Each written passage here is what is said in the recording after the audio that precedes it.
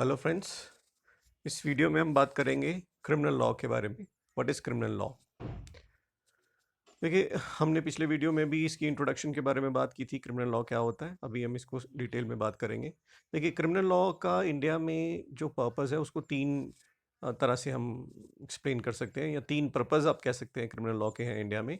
सबसे पहला जो पर्पस है that is to define a variety of crimes. Criminal law क्या करता है? सबसे पहले जो अलग अलग क्राइम है उनको डिफाइन करता है, जैसे कि थेफ्ट क्या है, चीटिंग क्या है, मर्डर क्या है, वो डेफिनेशन आ जाती है। दूसरे में आता है appropriate punishment for each crime. जो भी वो क्राइम है जो डिफाइन किए गए हैं क्रिमिनल लॉ में, उनकी पनिशमेंट क्या होगी, क्या इम्प्रिजनमेंट होगी या फाइन होगा, एट्सेट्रा। और थर्ड चीज़ जो है, it lay down suitable investigation and trial procedure.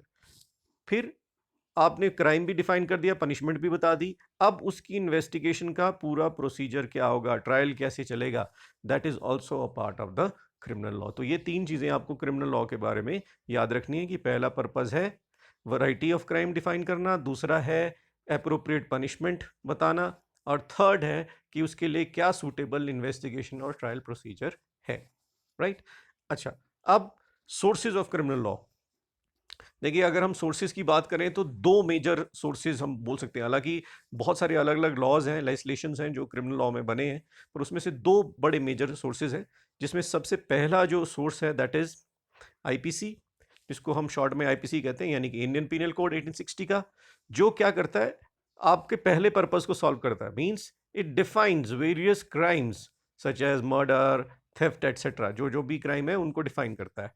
दूसरा है कोड ऑफ क्रिमिनल प्रोसीजर्स 1973, जिसको हम सीआरपीसी शॉर्ट में बोलते हैं, है ना। इसमें क्या है, प्रोसीजर्स लिखे हैं, procedures for both the police to investigate the crime and for the trial of offences.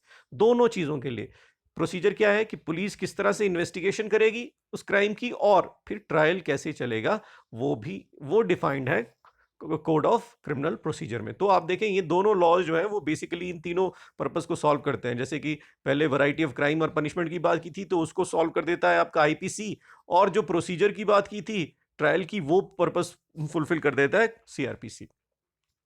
इसके अलावा और भी लेजिस्लेशन हैं, ठीक है, जो कि हमारे को हेल्प करते हैं क्रिमिनल लॉ में, जैसे कि IEA sorry Indian evidence act 1872, जो अलग तरह के एविडेंस, अलग अलग तरह के जो एविडेंस हैं जो एडमिसेबल हैं कोर्ट में, उनके बारे में डील करता है, बताता है। फिर इसके अलावा कई और स्पेशल क्रिमिनल लॉज भी हैं, जैसे कि prevention of corruption act, food adulteration act, dowry prevention act, and commission of Sati act etcetera. ये सारे अलग अलग ऐसे क्रिमिनल एक्ट्स हैं जो स्पेशल क्रिमिनल लॉज जिनको हम बोल सकते हैं, जो एक स्पेसिफिक फील्ड में काम करते हैं। जैसे करप्शन के फील्ड में प्रिवेंशन ऑफ करप्शन है, फिर डाउरी रिलेटेड में डाउरी प्रिवेंशन एक्ट है, एंड सो ऑन। ओके, अब हम एक, अगर हम इसको डिटेल में बात करें, हम बात करते हैं सबसे पहले आईपीसी की, इंडियन पीनल कोड 1860। राइट? या सो आईपीसी क्या है? ये it was passed in the year 1860 and came into force in 1862. So it is the main criminal code in India and was drafted after consulting various existing criminal codes, जैसे कि French penal code था, या code of Louisiana US का था। मतलब अलग अलग जगह के जो पिनल कोड्स थे उनको स्टडी करने के बाद इसको बनाया गया, और ये पूरा जो है हर स्टेट में, सारी की सारी स्टेट में यूनिफॉर्मली एप्लीकेबल है। इसमें आगे लिखा है कि it is not applicable in state of Jammu and Kashmir, लेकिन वो पुरानी बात है। एट प्रेजेंट, अब क्योंकि जम्मू एंड कश्मीर का स्पेशल स्टेटस खत्म हो गया है, तो जम्मू एंड कश्मीर और लद्दाख, जो कि दो यूनियन टेरिटरीज बन गई हैं, उनमें भी ये एप्लीकेबल है। आगे चलते हैं। The Indian penal code is divided into 23 chapters comprising over 500 sections. क्या है? 23 चैप्टर्स हैं, 500 सेक्शंस हैं, and code states with an introduction, provides explanation and exceptions used in it, and then list a wide range of offensive। तो code कैसे शुरू होता है? Introduction से, फिर एक्सप्लेनेशन देता है हर क्राइम की, फिर उसमें एक्सेप्शंस क्या क्या है, मतलब कौन कौन कहाँ कहाँ वो एप्लीकेबल नहीं होगा, और वाइड रेंज ऑफ जो ऑफेंसेस हैं उनको डिफाइन करता है। ठीक है, अगर हम ब्रॉडली बात करें आईपीसी के जो क्राइम्स इसमें डिफाइन है, उनको हम अलग अलग किन कैटेगरीज में बांट सकते हैं। देखिए, जैसे यहां पर लिखा है, सबसे पहले क्राइम अगेंस्ट बॉडी, ठीक है। क्राइम अगेंस्ट बॉडी में जितने भी आपके ये क्राइम है, जैसे मर्डर हो गया, कल्पेबल होमोसाइड हो गया, not amounting to murder, kidnapping, abduction, assault, ये सारे के सारे क्राइम अगेंस्ट बॉडी है। फिर आ गया क्राइम अगेंस्ट प्रॉपर्टी, जिसमें डिकॉइटी है, रॉबरी है, बर्गलरी है, थेफ्ट है ना। लगभग ये सारे सिमिलर, हम हिंदी में एक ही वर्ड से इनको डिफाइन कर देते हैं, चोरी, ठीक है ना। थोड़ा थोड़ा माइनर सा डिफरेंस है ना। रॉबरी किसी की इस जैसे किसी से फोर्सफुली हम किसी से उसकी प्रॉपर्टी को छीन लेते हैं, है ना। और या फिर हम किसी की प्रॉपर्टी में फोर्सफुली घुस जाते हैं, दैट इज रॉबरी, है ना। और उस इंटेंशन से कि हमने वहां से सामान चुरा के ले जाना है, दैट इज बर्गलरी। डेकॉइटी एक गैंग है जिसमें बहुत सारे लोग इन्वॉल्व हैं और फिजिकल फोर्स और वायलेंस से वो लोगों से की प्रॉपर्टी या उनकी जो सामान है चुरा लेते हैं, right. Then we have crime against public order, law and order के खिलाफ अगर कोई क्राइम होता है तो उसको हम इस कैटेगरी में डालेंगे। राइट्स एंड आर्सन, जिसको हम कहते हैं आप तोड़ फोड़ कर देते हैं लोग, या आगजनी कर देते हैं, आग लगा देते हैं पब्लिक प्रॉपर्टी में, वो सब चीजें इसमें आ जाती हैं। इकोनॉमिक क्राइम्स में आ गया आपका चीटिंग, काउंटरफिटिंग, है ना। कोई भी जैसे आपके ब्राइबरी है, ये सब तरह के जो क्राइम्स हैं जिसमें पैसा इन्वॉल्व है ना, वो सारा का सारा इसमें कवर हो जाता है। फिर क्राइम अगेंस्ट विमेन के अगेंस्ट, जिसमें आपके रेप है, डाउरी है, क्रुएलिटी है बाय हस्बैंड एंड रिलेटिव्स, और मॉलेस्टेशन, सेक्सुअल हैरेसमेंट, ये सारे के सारे क्राइम्स इसमें कवर होते हैं। फिर उसके बाद आ जाता है क्राइम अगेंस्ट चिल्ड्रन, ये अलग से सेक्शन है जिसमें चाइल्ड रेप है, किडनैपिंग है, फिर अबडक्शन ऑफ चिल्ड्रन है, selling buying of girl for prostitution है, अबैटमेंट टू सुसाइड है, इन्फेंटिसाइड एक्सेट्रा, ये सारे के सारे जो क्राइम है ये अगेंस्ट द चिल्ड्रन है। जैसे हमने पहले बात किया था, आईपीसी सभी तरह के क्रिमिनल एक्ट्स को कवर करता है इंडिया में, और उनके लिए जो भी वेरियस क्रिमिनल ऑफेंसेस हैं जो उनको डिफाइन करता है। और जैसे कि एग्जांपल के लिए हम कह सकते हैं कि in what situation we can say that murder has happened, so that is a definition given by in IPC, murder, theft, assault etc, ये सब इसमें लिखा है, ठीक है। जैसे कि फॉर एग्जांपल एक छोटा सा एग्जांपल हम यहाँ पे ले लेते हैं, थेफ्ट का एग्जांपल दिया है आपकी बुक पे, ठीक है। Section 378 of the IPC defines theft, और इसमें डेफिनेशन में क्या कहते हैं, whoever dishonestly intend to take any valuable property of the possession of any person without that person's consent and with the intention moves the property in order to commit such taking, it's said to commit theft। तो theft की definition में बात किया गया कि forcefully आप किसी की प्रॉपर्टी जो उसके पोजीशन में है उसको लेने की कोशिश करते हो without the consent of the person will amount to theft, ठीक है। In other words, a crime of theft is committed if someone intends to take someone else's property and indeed takes the property without the other person's consent. Merely intending to take somebody's property without actually going ahead with the act does not amount to theft, ठीक है। आपकी सिर्फ इरादा ही है, intention है, आप ऐसा करना चाहते हो लेकिन आपने किया कुछ नहीं, तो वो थेफ्ट नहीं होगी। फिर आ जाता है डेफिनेशन के बाद आ जाती है इसकी पनिशमेंट। तो punishment is mentioned in section 379 of the IPC, और उसमें क्या कहा गया है, whosoever commit theft shall be punished with imprisonment for a term which may extend to 3 years or with fine or with both। तो अगर theft कोई करता है तो उसको क्या होगा, सजा हो सकती है 3 साल तक की, और फाइन भी हो सकता है, और दोनों भी हो सकते हैं। तो different crimes carry different punishment, ये भी बात है कि अलग अलग क्राइम्स की अलग अलग पनिशमेंट है, वो डिपेंड करता है सिवियरिटी ऑफ ऑफेंस पे, वो कितने सिवियर कितने सीरियस नेचर के हैं उसके ऊपर डिपेंड करता है। जैसे कि this is the way that the most of the IPC is organised. First a definition, पहले तो हम बात कर रहे थे कि सिवियरिटी ऑफ पनिशमेंट पे, जैसे कि थेफ्ट में आपको बताया कि मैक्सिमम 3 साल की जेल हो सकती है, लेकिन अगर मर्डर हुआ है तो उसमें लाइफ टर्म और कैपिटल पनिशमेंट भी हो सकती है। तो सिवियरिटी ऑफ ऑफेंस पे डिपेंड करता है। अच्छा, तो आईपीसी कैसे ऑर्गेनाइज्ड है, सबसे पहले डेफिनेशन ही हम बात कर चुके हैं, फिर उसके बाद आ गया उसकी punishment of the offence. In addition to IPC other special legislation such as, हम बात ये भी कर चुके हैं अभी थोड़ी देर पहले कि इसी वीडियो में, कि इसके अलावा भी और कई लेजिस्लेशन है जिसमें information technology act, prevention of corruption act etcetera है। इंपॉर्टेंट बात जो नोट करने वाली यहां पर है वो क्या है, that this definition only tells us what the offence is, it does not tell us about what we should do if someone has stolen our property और to whom should we complain to, can or what can the police do। अब देखिए IPC में सब कुछ लिखा है, punishment हो गई, क्या सजा होगी ये भी लिखा है, लेकिन अगर ऐसा हो जाता है तो हम क्या करेंगे, हम कहां जाएंगे, किसको कंप्लेन करेंगे, ये नहीं मेंशन है ना।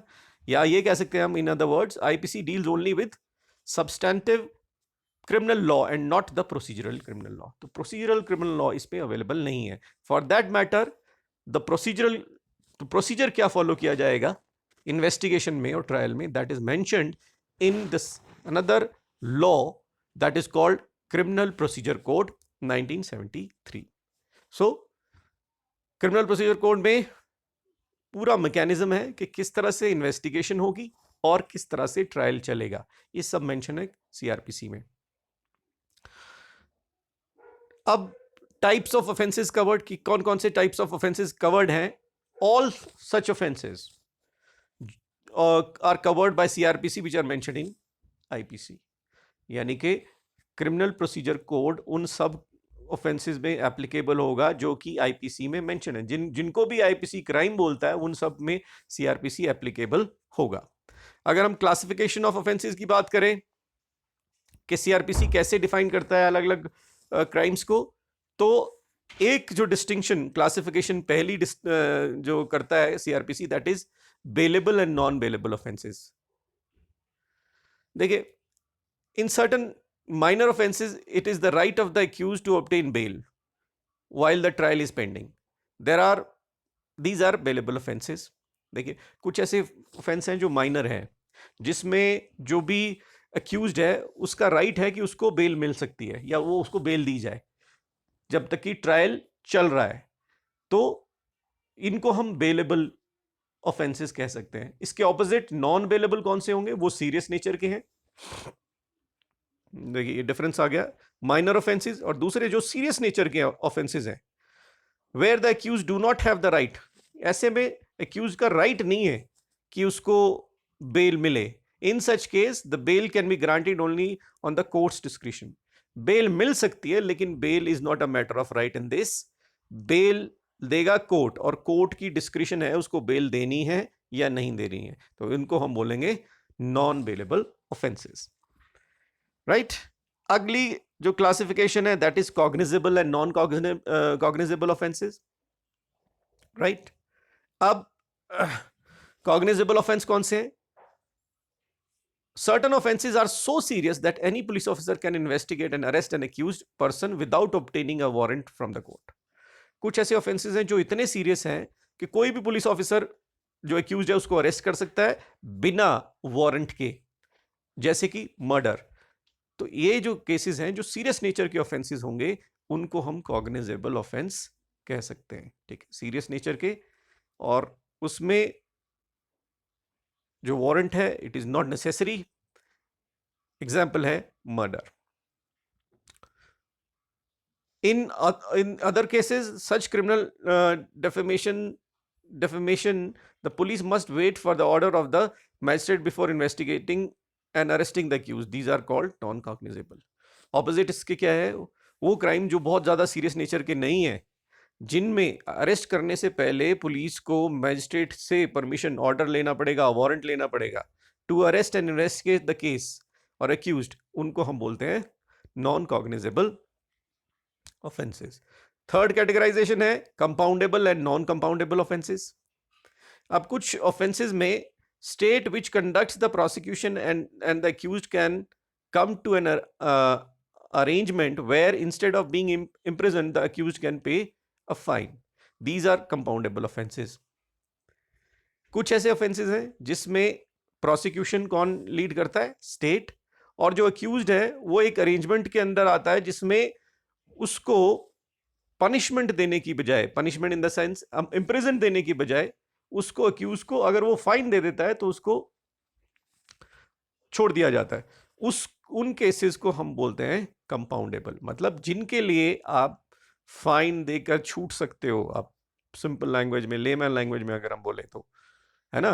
तो उनको हम कंपाउंडेबल बोल सकते हैं। जैसे कि मान लीजिए आपने आइडल पार्किंग कर दिया, तो is a perfect example I think for compoundable offence, है ना। आपने, है तो ऑफेंस ही वो, गाड़ी लगा दी आपने रास्ते में, नो पार्किंग जोन में जहाँ पे नहीं लगनी थी, तो उसमें अब आपको इम्प्रिजनमेंट हो सकती है, पर अगर आप फाइन ना करें, फाइन ना दें तो, है ना, और आपके पास ऐसा कोई सॉलिड रीजन नहीं है कि आपने वो क्यों दिया था, तो उसमें आप फाइन अगर आप दे देते हो तो छूट जाते हो। These are called compoundable offenses.